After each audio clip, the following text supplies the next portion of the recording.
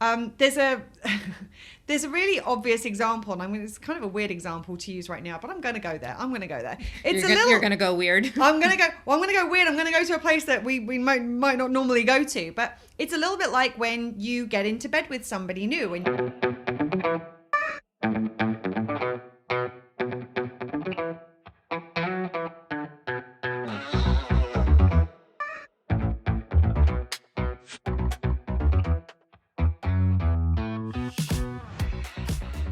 Hello, and welcome to Well Shit. It really is that simple. I'm Claire.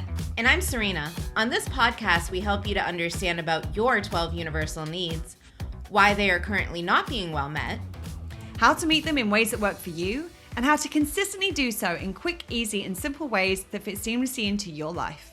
We'll also help you to understand how doing so will have a positive ripple effect in literally every area of your life. If you like what you hear, please support us on Patreon. And enjoy the show. Hello. Hey, everyone. So how are we doing today? We are doing great. We just had an amazing lunch, got all fueled up and ready to take on the rest of the day. Oh, so yummy. Like, it was from one of our favorite delis, and like we have the standard order that we have every single time, and every time we go in there I think we should probably order something different, and then I'm like, nah. We know what we like from there. It's consistency is the key. You don't say. Yeah, we'll be talking about that on a future podcast. So what are we going to be talking about today? Today we are going to be talking about possibility and responsibility. Mm-hmm. So, did you know that it's possible for us to meet most of our needs? Really? I didn't know that. You should probably take notes on it. Okay, there's this new podcast about it that maybe I should listen to. Well, shit, I think you should. Sorry. I couldn't help. So it is possible to meet most of our needs. And we are social creatures. Yeah. So part of our needs is we have a need to be in relation with other people. Yeah.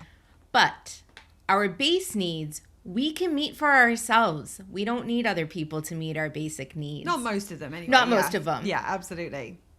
But why aren't we? Why aren't most of us meeting our own needs for ourselves? That's a $64,000 question. So I get asked this all the time, like, why aren't we already doing this? And if you think about it, it makes sense, because you go back to like when we're first born on this planet, we come in this little baby, and we've got no ability to meet any of our own needs for ourselves. We can't wash ourselves, clothe ourselves, comfort ourselves. We can't even expel air from our own body without something coming along and whacking us on the back, which we were actually talking about earlier today, weirdly enough. We were demonstrating. So obviously we get used to, as we are growing up, as we first start kind of interacting with the world, we learn that for most of us, when we need something, someone else is going to come along and try and give it to us. Because what happens when we don't have one of our needs met, when something doesn't feel good when we're a baby, what happens? We cry, and it acts as an alarm system, and that alarm system acts for the adults around to know, oh crap, the little thing needs something. What am I going to do right now? Does it need to be fed? Does it need to sleep? Does it need changing? Like all of the kind of standard, does it need burping? Like all of the standard things. And so what happens is that we learn very early on that if we need something, that someone else is, for most of us, going to come along and try and meet that need for us and take care of it for us. Now what ends up happening is that as we grow up, our caregivers, our parents, teachers, the people around us who are raising us, most of them know that they need to make sure that we can physically take care of ourselves. So they make sure that we have the information and the understanding, and that we learn how to do those things for ourselves. So things like being able to feed ourselves, being able to clothe ourselves, being able to go out and earn a living, all of those sorts of things that we need to be able to function as adults. But for most of us, they didn't actually teach us about our emotional needs. Mainly because most of them didn't know about their emotional needs, because they didn't get this understanding. They didn't get the memo on the universal needs either. Like, we didn't get it when we were growing up. They didn't get it when they were growing up. And so what happens is that we learn to adapt And we learn to do certain things to get our emotional needs met because they don't teach us how to do that for ourselves. And so what ends up happening is that we still relate to the world around us looking for that to meet those emotional needs. So most of us are physically walking around like adults, but we are emotionally, most of us are still walking around like infants because we're still looking to our relationships, our jobs, our people around us to try to get those emotional needs met. We don't realize that it is actually possible for us to meet a lot of those needs for ourselves. So what ends up happening is that when those needs aren't consistently being met or we're not meeting them for ourselves, what we tend to do is a lot of us will try and get these needs met through our relationships. As Serena said, we're social creatures. We do need community and connection in order to survive and to thrive. But here's the thing.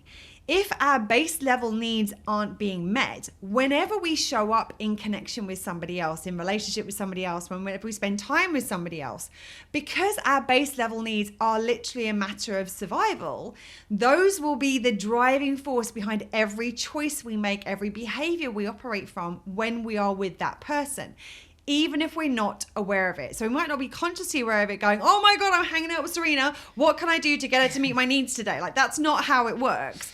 But what happens is that as we grow up, we learn to do certain things that mean that other people will respond to us in different ways that then feel good for us. That feel good feeling is normally an indicator one or more of your needs is being met.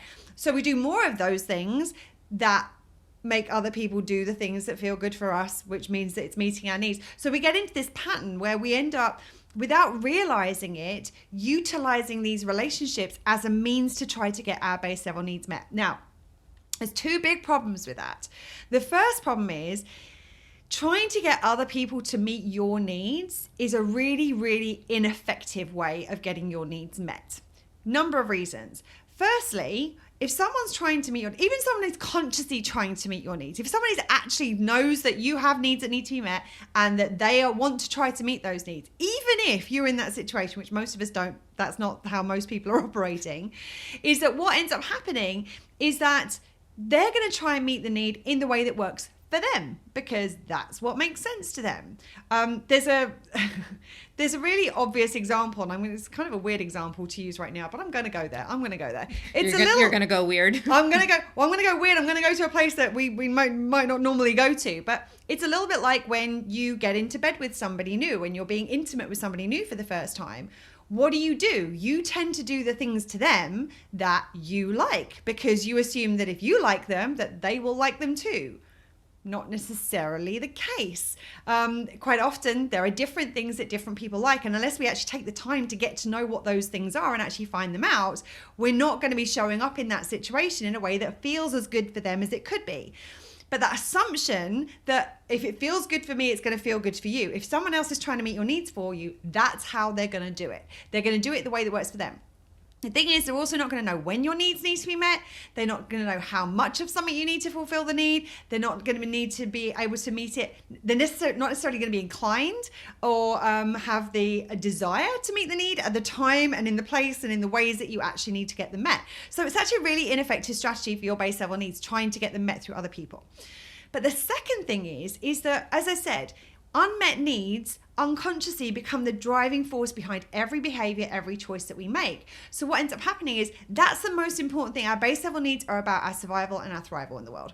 And so the thing is that if those aren't being met, that's going to be the one that's kind of driving the truck at that point in time, if you like. And if those needs aren't being well met already, what's going to end up happening is that our time with that other person is going to be all about meeting the base level needs. What it means is we're not actually getting to connect and have that quality social time that we need with our people, with our loved ones, with our friends, our family, our intimate partners, our communities that we really need. So our social needs actually don't get well met in that situation either. So not only are our base level needs not being well met by doing it that way, actually our social needs aren't being well met by doing it that way. Well, if neither of those are being well met by doing it that way, maybe there's another approach that we could take. So, we've both been through this journey of needs ourselves, and as we go through these things, I just wanted to share a couple of stories about the times and the moments where these ideas were like, oh, that's what that means, or oh, this is how it applies, oh yeah, that was when I really got that. Is there anything you want to share about like the fact that it's possible to meet your own needs for yourself from your experience? Yeah, when retrospect, looking back, one area, or actually multiple areas, is I used to meet my needs through other people. My work and my job and my friends definitely were the source of meeting a lot of my needs. I knew I could get my needs met there. And especially your value need, I remember. That was like a big one for you, yes, right? my value need at work, that was how much I was getting paid, what position was next, where I was moving, who I was in clique with, who I wasn't. Yeah. And that either made me feel good or bad based on what other people were giving me to meet that need. Right. And the same thing within friendship. It was, oh, I didn't get invited to this party. Well, I must not be valuable to them. I'm not worthy of being there, or any of the myriad of thoughts that can go through your head at that point. And it affected how I felt about myself. But as I went through the process, as I got to know what my needs were and how to meet them for myself, now I know I could have back then and do now meet my needs in those areas, so that when I'm going to them, when I'm going to my friends, I'm going to my friends to be in connection with my friends. When I'm going to work, I'm going to do my job and to facilitate what I can, but not to my detriment anymore. Right. Well, and also the thing that's been really beautiful for me to witness with you is like, your value now, irrespective of any of those outside factors. You have value and you own that value, irrespective of what your salary is or what the job position is or how your friends are behaving. And it's been really beautiful to witness you kind of going through that journey. For me personally, the biggest revelation for me, this was huge, was the realization it's possible for me to empathize with myself, which kind of sounds like a bit of a weird idea when you first start kind of getting into understanding what the universal needs are and how to meet them and everything. Because empathy is something we always think about giving to other people. And empathy is basically just emotionally validating somebody and saying, yes, your feelings are valid. Yes, you have every right to feel the way that you are. I hear you. I feel you. And I acknowledge what you're feeling right now. And I had this like light bulb moment at one point, like, as I began doing the needs work. I'm like, I could do that for myself. I could say all of those things that I need to hear from, that I quote unquote need to hear from someone else. All these things that I'm looking for somebody else to tell me. Well, actually, I could just tell myself. So like when I'm it's one of the things I do regularly. Like if I'm feeling angry about something, if I'm feeling frustrated about something, if I'm feeling sad or there's grief coming up about something, just actually being able to say to myself, you know what, you have every right to feel the way you're feeling right now. Like, it's understandable why these emotions are coming up, and I hear you, and I acknowledge what I'm feeling. Like that, just being able to do that for myself, it was like, like there was such this pressure off, because previously, in order to feel empathy, in order to feel empathized with, in order to have that emotional validation I was looking for, I felt I needed it from someone else. And that's really disempowering, because it's like, sorry. That was okay. I don't know what that was. The moment has passed. We're good. Okay. The thing for me was, I always felt previously that I needed somebody else to give me that empathy. And that was really disempowering, because it meant that if I was in that state, I had to try and find somebody else who could empathize, and who would empathize, and who had the capacity to empathize, and who had the time and the space and all these things. And it meant that I was waiting on somebody else to be able to get that need met. And just that ability to be able to go, oh my goodness, I don't need to wait for anybody else to feel emotionally validated. I can do that for me. That was like game changer. That was such a huge thing. And I use it all the time. Now, what if I told you it's not just possible to meet your needs, but it's also your responsibility? Mm-hmm. So, that one's not news to me. I'd heard that before. So when it comes to, I mean, if you've heard the episode 1, Move Over Maslow, you'll have heard us talk about the Spiderman quote. And that is that with great power comes great responsibility. That was my line. I know, I didn't get you to do that. Sorry, I'll do it again. With great power comes great responsibility. There we go. That felt better. Thank you. You're welcome. Does it meet your needs? I asked for it. You so did. Yes. Exactly. Nice. I like it. So with great power comes great responsibility, but they don't teach us that the opposite is also true. With great responsibility comes great power. And especially in the context of your universal needs, if you give somebody else responsibility for meeting your needs, what you're doing is also you're saying it's your job to control and affect and make sure my internal state is in a good place. Like, it's really screwed up. I'm just laughing thinking about somebody trying to control what's going on inside of this. Never like sometimes I can't. I know what's going on, and I'm like, well, what the hell do I do with this? So just to think outside of that box and be like, why would I ever assume that that's somebody else's job? Somebody else's job. And the thing is that I'd want to trust them with that. Right. Well, and that's the thing. That's why it's so disempowering, because you're basically saying you're the one with the job to do this. So actually you're the one with the power to control my emotional well-being. You're the one with the power to control how resourced I am or how fulfilled I am. Right? It feels really icky. Really icky. And it's really scary, the thought of doing that. And yet that's what so many of us do. And so the flip side is also true. So when we take back that responsibility for meeting those needs for ourselves, we take back the power to create emotional well-being for ourselves, to create our inner resourcefulness, to feel more fulfilled. Like, that's within our means if it's our responsibility, because we can do it for ourselves. Now, the thing about it is, as adults, it is also our responsibility to do this if we are able of meeting our needs for ourselves. And we've already established that for most of us, it is possible for us to meet a lot of our own base needs for ourselves.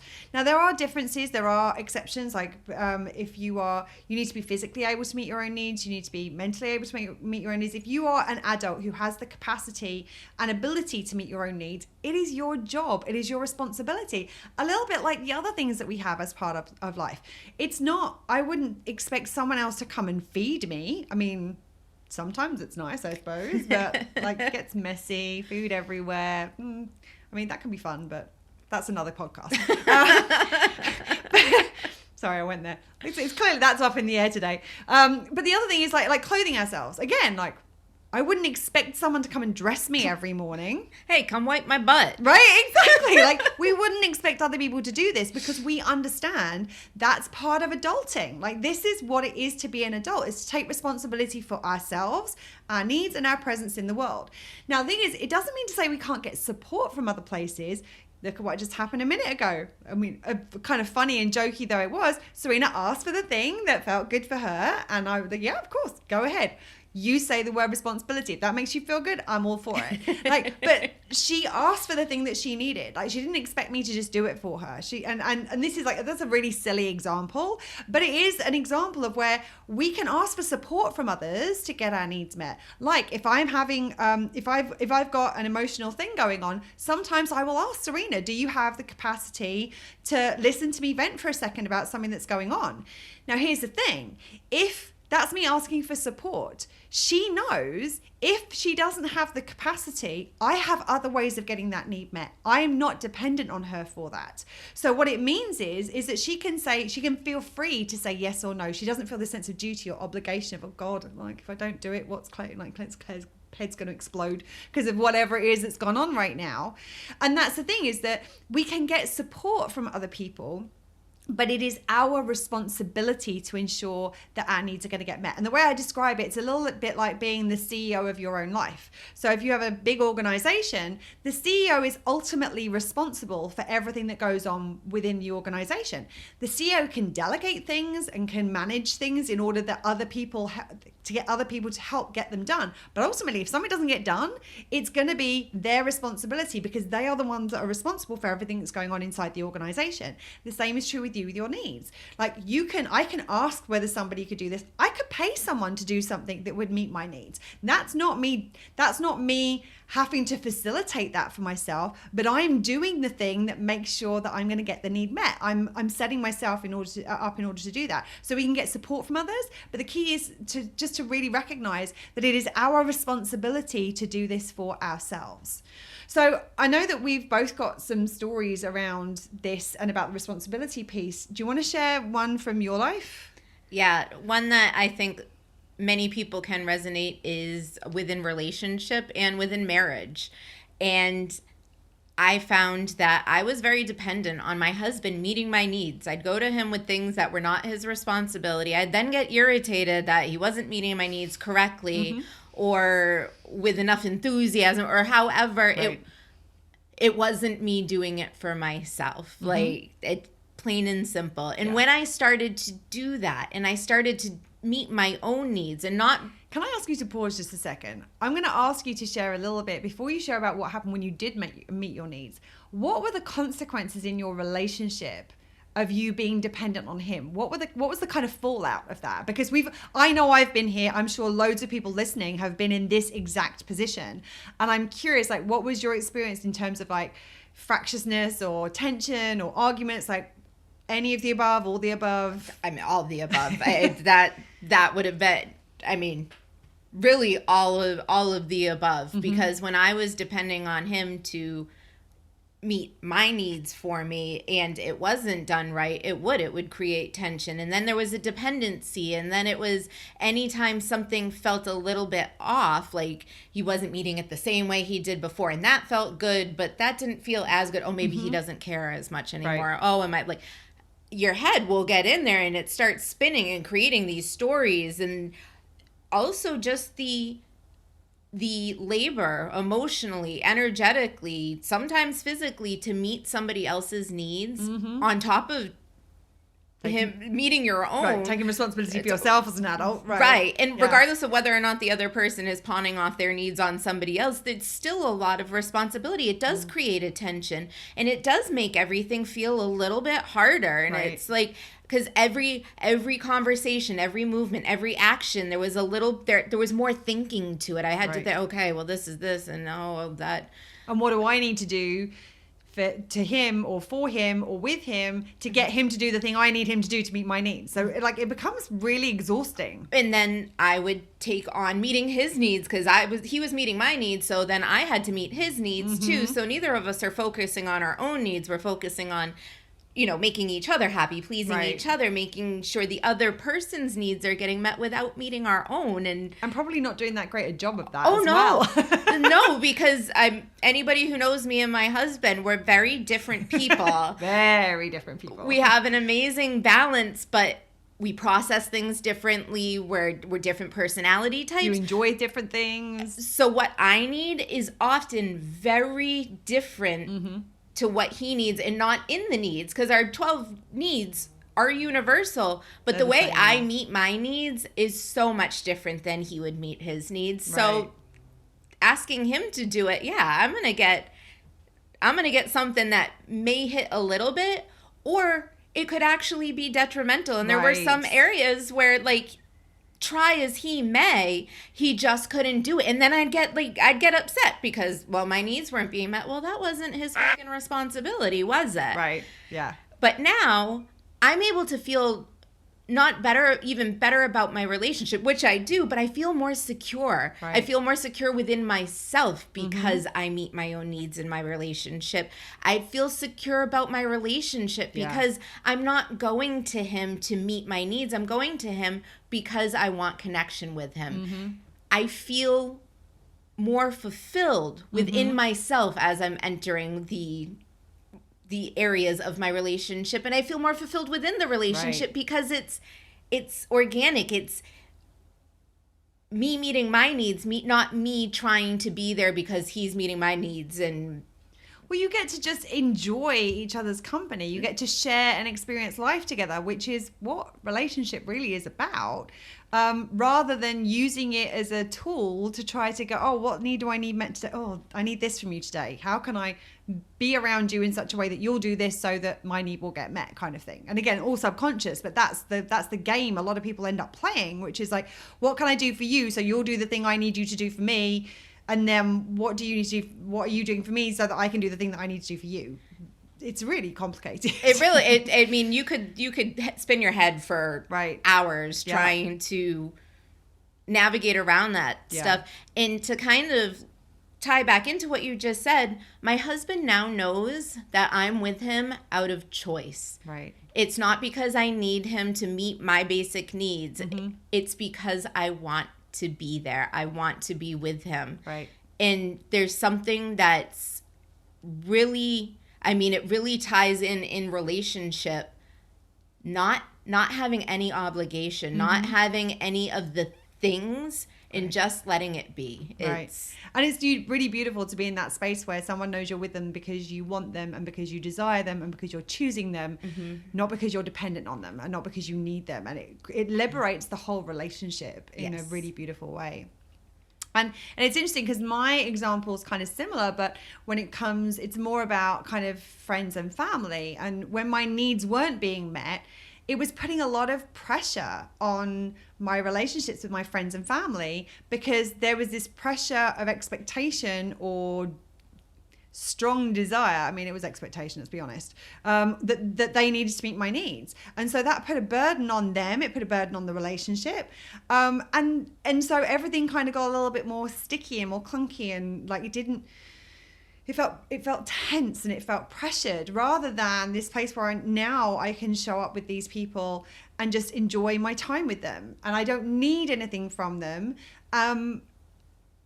But I get to enjoy what we share. The interesting thing also was that I realized as we went through this, that kind of connection between responsibility and empowerment, and recognizing that not only was I giving the responsibility of my needs to other people, I was taking responsibility for meeting their needs. So with the people who I was closest to and the people who I cared about most, I was taking responsibility for making sure that their base level needs were met, the ones that are their responsibility as adults. And in doing so, I was actually inadvertently attempting to disempower them. Obviously, empowerment is something that obviously you don't get somebody's power just because you try to take it. Again, dependent on circumstances, there's systemic power dynamics, and we'll get into that in another podcast. But generally speaking, in terms of personal power, someone's personal power is theirs to give away or theirs to take back. It's not something you can give to somebody. It's not someone you can take from somebody.